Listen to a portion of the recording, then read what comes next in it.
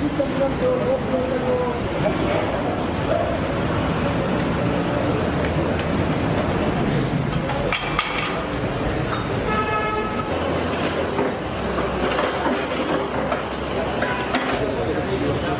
गया है कि एमआईए में खड़ा हो जा, बाकी सब सपोर्ट करेंगे, ठीक है, हम लोग सपोर्ट।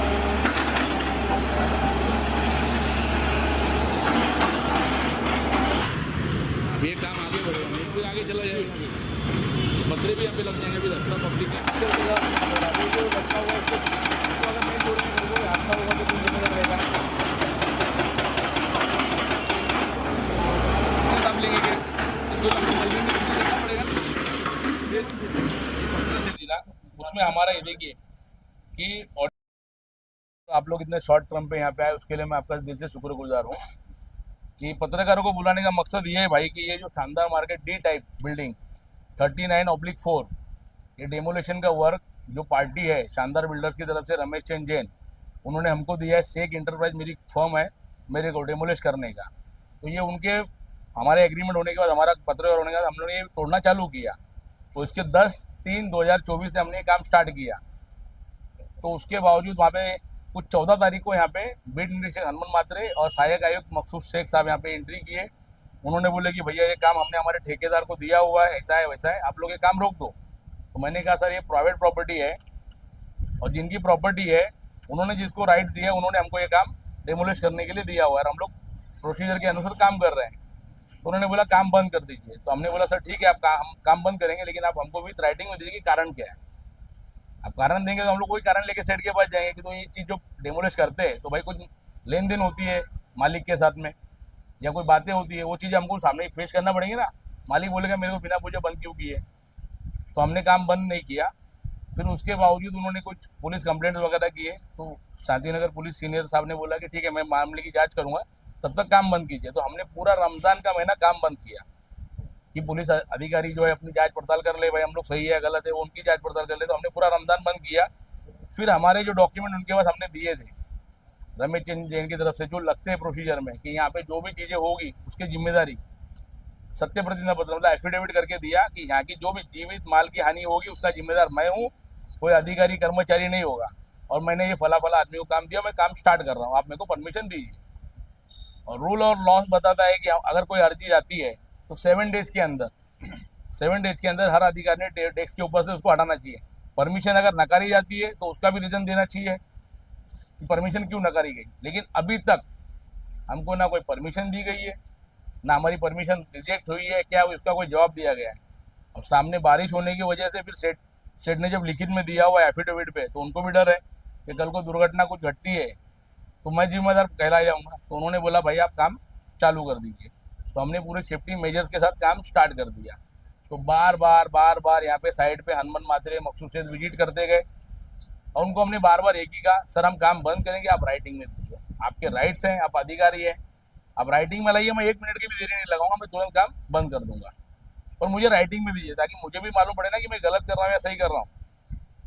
तो उस दरमियान क्या हुआ कि मकसूद शेख हनुमान मात्रे मेरे ये लेबर कॉन्ट्रैक्टर इम्तियाज भाई इनको बोले साइड पे ऊपर लेके चल के हमको मुआयना कराओ। तो अभी इनको क्या मालूम साहब अधिकारी है बोल के लेके गए और इनको बिना बताए इनको खड़ा करके मकसूद शेख साहब ने इनके साथ फोटो खिंचवाया और उस फोटो के बिहाफ पे जाके इनके ऊपर केस फाइल किया कि भैया ये नोटिस वोटिस हमको कुछ दी नहीं गई है, खाली फोटो खिंचवा के फोटो के अगेंस्ट में कि इनको नोटिस दिया काम बंद करने। मुंह से बोला गया है, ओरल खाली मुंह से बोला गया, हमको अभी तक कोई नोटिस नहीं दी गई है। हमने बार बार मांगा कि विद राइटिंग दो, हमने जैसा राइटिंग में आपको सब पेपर दिया है आप हमको राइटिंग में दीजिए, हम तुरंत काम बंद करेंगे, 1 मिनट की भी देरी नहीं लगाएंगे। लेकिन वो राइटिंग में कुछ दिए नहीं है। ये ठेका कितने लाख का था और किसको ठेका दिया गया था? भाई देखिए अभी महानगर पालिका से जो है कोई सारा ट्रेडर्स बोल के इंसान बोल के कोई है, उनको ठेका दिया गया। ये 13,420 स्क्वायर फीट की जगह है।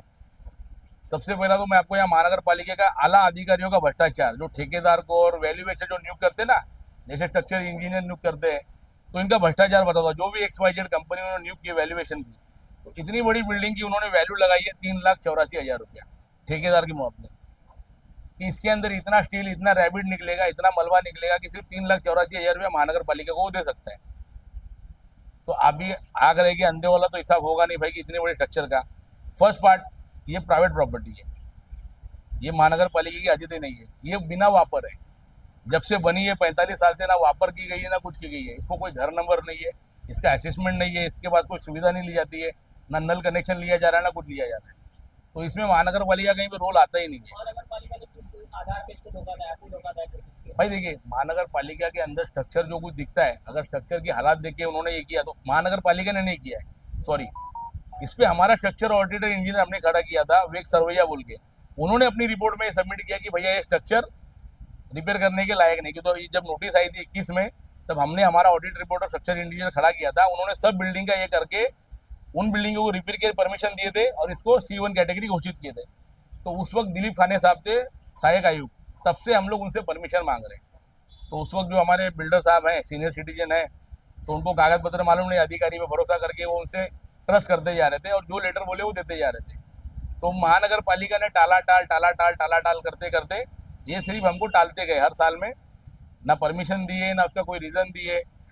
और उसमें 2 साल इनके पास कोई ठेकेदार था नहीं डेमोलिशन करने के लिए, तो कॉन्ट्रैक्ट लैप्स हो चुका था। तो महानगर पालिका ने लैप्स होने के बीच में मतलब परमिशन देंगे तो ये लोग तोड़ देंगे।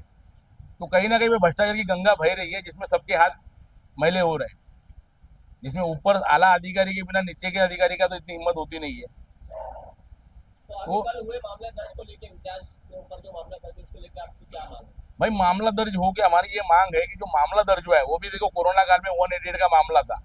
उसका वर्णन क्या किया जाता है कि कोई लोक सेवक जिसने आदेश निकाला हो, आदेश इसका अगर आप निकालते हो कि ये स्ट्रक्चर मेरा है या आपने इसको काबिज ले लिया है, तो इसके ऊपर आपका 188 का भी कायदा बनता है। उसकी भी मैं आपको कॉपी दे दूंगा कि आईपीसी की 188 की कलम क्या है कि लॉकडाउन में जो लोग सुनते नहीं थे तो लोगों को डराने के लिए, मतलब उनको दंडित करने के लिए शासन ने उसको कर लिया था। तो उस अधिकार का भी दुरुपयोग किया जा रहा है। और पहली बात कि अभी शासन प्रशासक आयुक्त साहब हैं, बरोबर है, तो उन्होंने वहाँ देना चाहिए। मकसूद शेख साहब के राइट्स कितने हैं, हमने बार बार मांगनी की है। हमने माहिती अधिकार के जरिए, आरजी के जरिए हर जगह से उनसे माहिती मांगा है कि भैया आप बताइए कि क्या रूल है, क्या रेगुलेशन है, क्या कोई ठराव पास हुआ है, उसका कोई निर्णय कि नहीं आप प्राइवेट प्रॉपर्टी आपके ठेकेदार के माध्यम से ही तोड़ोगे। वो जब भी यहाँ आए उनका यही बोलना है कि मेरा ठेकेदार तोड़ेगा। मतलब ये भ्रष्टाचार है ना। ये स्ट्रक्चर को आप अति धोखादायक में हमने डिक्लेयर करवाया, हमारे इंजीनियर से आपने नोटिस लगाई कि भाई स्ट्रक्चर देखने में लग रहा है, तो उसका एक रूल बना है कि हम लोग को फिर एक टाइम दिया जाता है कि हम लोग जो इन्होंने निमणूक किया है इंजीनियर स्ट्रक्चरल ऑडिटर, उसमें से किसी को सेलेक्ट करके उसकी रिपोर्ट हम लोग सबमिट करें कि वो क्या बोलता है। कि तो वो जिम्मेदारी लेता है ना भाई बाद में स्ट्रक्चर की, कि ये रहने लायक है नहीं है, यहाँ रह सकते नहीं रहते। तो हमारे खुद के स्ट्रक्चर ऑडिटर विवेक सरवैया बोल के जो है पैनल में, उन्होंने हमारे उन सब बिल्डिंगों को दिया परमिशन रिपेयरिंग वगैरह का, और इनको स्ट्रक्चर ऑडिट में C1 में डाल दिया। महानगर पालिका ने नहीं डाला अति धोखादायक में। सबसे पहले टाइटल क्लियर कर लीजिए कि जब महानगर पालिका के पास इतने पढ़े लिखे और इतने हायर इक्विपमेंट तो है ही नहीं और इंजीनियर भी नहीं है कि जो समझा सके कि ये चीज़ क्या है। भ्रष्टाचार में कौन कौन शामिल? इस भ्रष्टाचार में सीधे सीधे दिख रहा है भैया, जो मेन है वही शामिल है। मेरा सीधा सीधा इल्जाम है कि इस भ्रष्टाचार की पूरी गंगा जो है माननीय आयुक्त साहब की तरफ से बहती है। जब से वो इस भिवंडी शहर में आए 2000 से जब ये महानगर पालिका बनी है, तब से अगर इस महानगर पालिका को सबसे भ्रष्ट अधिकारी कोई मिले होंगे तो मैं ये कमीशन मिले, जिनके रहते हुए भ्रष्टाचार की सिर्फ गंगा बह रही है। ऐसे GR है कि भैया महानगर पालिका अधिनियम के हिसाब से आयुक्त साहब अगर किसी को पदभार भी देते हैं तो 6 महीने से ऊपर दे नहीं सकते, और वो भी स्वच्छ प्रतिमा के कर्मचारियों को सेवा ज्येष्ठता के हिसाब से। लेकिन आप सबके सामने आपको क्या लगता है कि आपके साथ जबरदस्ती भी किया जा सकता है? भाई हमारे साथ लेकर और सामने वाली पार्टी तोड़ भी सकती है, ऐसा आपको लगता है? भाई सामने वाली पार्टी तोड़ सकती नहीं तोड़ सकती, अभी वो अधिकार में वो लोग क्या लेके आते हैं, जबरदस्ती हमारे पे दबाव डाला ही जा रहा है। हमसे साइड में जाके पैसों की मांग भी की जा रही है बार बार, वो हमको इतना दे रहा है तू इतना दे भाई। लेकिन हम बोले हम क्यों दे, हम जो गाइडेंस है हमने आपको डॉक्यूमेंट दे दी है, उसके एवज में अगर कोई शासन निर्णय है, कोई एविडेंस है कि भाई कुछ भरना है तो वो भरने हम तैयार है ना, वो भरने के लिए हम तैयार है। आप अगर आदेश दोगे कि ठीक है भाई ये चीज़ें अगर तोड़नी है तो इसको इतना फीस आपको भरना पड़ेगा, तो वो हम लोग भरेंगे, लेकिन वो देंगे तब ना। अभी आ गया महानगर पालिका ने इसका वैल्यूएशन 3 लाख रुपया लगाया। हाँ भाई, जैसा आपने बताया, हाँ आपके हिसाब से इसका वैल्यूएशन क्या? भाई देखिए, जब ये बिल्डिंग बनी थी ना तभी भी कम से कम 1.5 CR लगा के बनाई गई थी। आज से 45 साल पहले 1.5 CR लगा के बनी है, तो उसकी स्टील की वैल्यू, उसकी रैबिट की वैल्यू आज के हिसाब से आप खुद अंकित कर सकते हैं। कि क्या होनी चाहिए, 10 गुना, 20 गुना, 100 गुना। आप बताइए कितनी हो? हाँ आप बताइए साल के काम कर रहे हैं इस पे। भाई, हम काम कर रहे हैं, हमारे हिसाब से 50-60 लाख की वैल्यू है इसकी। ये सीधा सीधा भ्रष्टाचार है। मनपा तिजोरी में भी ये लोग सीधा सीधा भ्रष्टाचार कर रहे हैं, जिस वजह से मतलब वैल्यूएशन भ्रष्टाचारी है, जो वैल्यूएशन रिपोर्ट दिया है, ठेकेदार भ्रष्टाचारी है। अभी आगे आप क्या प्रक्रिया रहेगी? भाई हमारी कानूनी प्रक्रिया शुरू है, हम कोर्ट के जरिए से इनको जवाब देंगे। ये पुलिस तंत्र पे भी दबाव ला रहे हैं, पुलिस भी बार बार बोल रही है कि किस कलम के अंदर हम गुना दाखिल करें। आप बार बार हमारे पास आ रहे हो। आखिर में फिर इन्होंने लॉकडाउन का जो कलम था 188, उसके जरिए से एक केस हमारे में फाइल किया है, वो केस भी निराधार है। अगर इनके राइट्स में था, इनके अधिकार में था, तो इन्होंने लेके क्यों नहीं दिया? सबसे पहला सवाल। माननीय आयुक्त साहब प्रशासक हैं, तो उनके राइट्स में है, उनको बार बार हमने एक ही मांग की। आज भी अगर वो राइटिंग में हमको कुछ देते हैं कि भैया ये नियम है या अधिनियम है, तो मैं उसी वक्त से काम बंद करूंगा, जो चीज़ जैसी है उसका पंचनामा ले लूंगा, फिर मैं कोर्ट के जरिए से जो उनको जवाब देना वो दूंगा, और जैसी चीज़ मेरी जांच छोड़ी जाएगी उसकी जिम्मेदारी माननीय महानगर पालिका रहेगी, और मैं उनसे वो भरपाई भी लूंगा अगर वहाँ से कोई चीज़ जाती है, कुछ नुकसान होता है मेरा। कि तो इस चीज़ को मनपा ने ऑलरेडी ठेका दे चुका है, उसके बाद भी आपको इसमें थोड़ा भाई देखिए, मैंने क्या बोला, हमने काम चालू किया 10 तारीख को। हमको जब मालिक से ऑर्डर मिला, जिनकी ज़मीन है, जिनका विमला है, तो हमने काम चालू किया। मनपा ने ऑर्डर, हमने 10 को चालू किया, मनपा ने ठेकेदार को ऑर्डर कब दिया? 14/3 को, मतलब हमारे काम चालू करने के 3 दिन बाद। और पहली बात, सबसे बड़ी बात भाई है कि ये प्राइवेट प्रॉपर्टी है, मनपा ने ठेका दिया है अति धोखादायक। जो अगर नहीं कोई तोड़ता है, सो खर्चे से, हर किसी की कैपेबिलिटी नहीं है कि वो तोड़ देवे, तो वो चीज़ें वो तोड़ेगा। या सरकारी जो वस्तु है, जैसे आईजीएम के सामने तोड़ा गया, जैसा महानगर पालिका कर्मचारियों की इमारत, उसके ऊपर ठेकेदार का राइट बनता है। उस पर अगर हम लोग कुछ कार्रवाई करते तो हम लोग गलत होते हैं। हम अपनी मालकियाना जमीन तोड़ रहे हैं। अभी इसका एग्जाम्पल ऐसा है कि ये स्ट्रक्चर अगर मुझे बनाना है तो मैं परमिशन लेने कहाँ जाऊँगा भाई? महानगर पालिका ना। तो महानगर पालिका परमिशन के एवज में कमीशन बोलेगा नहीं मेरा आदमी बांधेगा, मेरा ठेकेदार बांधेगा, तो मैं बिल्डिंग बांधने उसको दूंगा।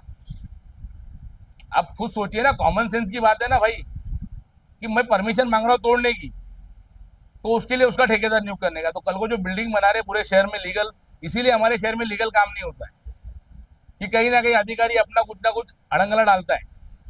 आज हमारा शहर पिछड़ा ऐसे भ्रष्ट अधिकारियों की वजह से। तो ये वही बात होगा कि अगर हम लीगल परमिशन मांगने जाएंगे तो कमिश्नर साहब बोलेंगे कि मेरा ठेकेदारी बिल्डिंग बांधेगा, तुम लोग खाली देखते रहो। वो आड़ा बांधे कि टेढ़ा बांधे, वो राइट्स में कॉलम बांधे कि नहीं बांधे। तो आपका डेमोलिश का काम जारी रहेगा? भाई हमारा डेमोलिश का काम जारी रहेगा। हमको राइटिंग में जिस दिन मिलेगा तो वही चीज़ हम कोर्ट में ले जाके कोर्ट से सवाल करेंगे कि साहब हम गलत है तो हमको दंडित करो, अगर वो गलत है तो उनको दंडित करो। इस भ्रष्टाचार में कौन कौन लिप्त है आपके हिसाब से? भाई इस भ्रष्टाचार में मेरा पहला सूत्रधार है माननीय आयुक्त साहब, फिर उनके आदेशानुसार जो काम कर रहे हैं मकसूद शेख, सहायक आयुक्त, फिर बीट निरीक्षक, फिर जितने कर्मचारी और वो ठेकेदार, फिर वो वैल्यूएयर जिनको अपॉइंट किया गया है, और फिर यहाँ कुछ लोग हैं जिनका रहता है भाई आसपास में, अपने यहाँ तो बीड़ी कैंटी बहुत रहते हैं भिवंडी में, तो थोड़ी बहुत चलती रहती है। आपने अभी कहा कि आपको साइड में लेके पैसे की मांग नहीं की गई, किसने साइड में लिया और किसने पैसे की मांग की? भाई मेरे को जो अधिकारी कर्मचारी यहाँ आए उन्होंने बोला है साहब का पैसा पहुँचाओ, हमारा पैसा पहुँचाओ, साहब का पैसा पहुँचाओ, कौन आया? साहब से मिल लो। मैं करूँगा 2 दिन में उसका भी खुलासा आपको दूंगा। हमारे पास रिकॉर्डिंग भी है। हम जब उनके पास गए, दिलीप खाने साहब से लेके जब सुदाम यादव साहब को चार्ज मिला, हम लोग आपको 2 दिन बाद वो भी रिकॉर्डिंग वगैरह देंगे। हमारे पास रिकॉर्डिंग है बाकायदा। उन्होंने पैसे लेने के बावजूद भी हमको जो है परमिशन में, हमारे स्ट्रक्चर ऑडिटर इंजीनियर खुद बात करते हुए उनसे है, वो भी मैं आपको क्लिप दूंगा। तो आप ये कहना चाहते हैं कि जो आपका 10 रुपये पैसे देने के दबाव बनाया जा रहा है? हाँ, पैसे देने के लिए हमारे पे दबाव बनाया जा रहा है, और 2 दिन बाद और एक बड़ा खुलासा करूंगा कि किसको क्या कैसा क्या हम लोग किए थे, वो भी आपको बताऊंगा। और ये पूरा मामला है ना भैया, सिर्फ एक ही चीज़ है कि हमको आर्थिक फायदा उनको चाहिए बोल के दिया जा रहा है।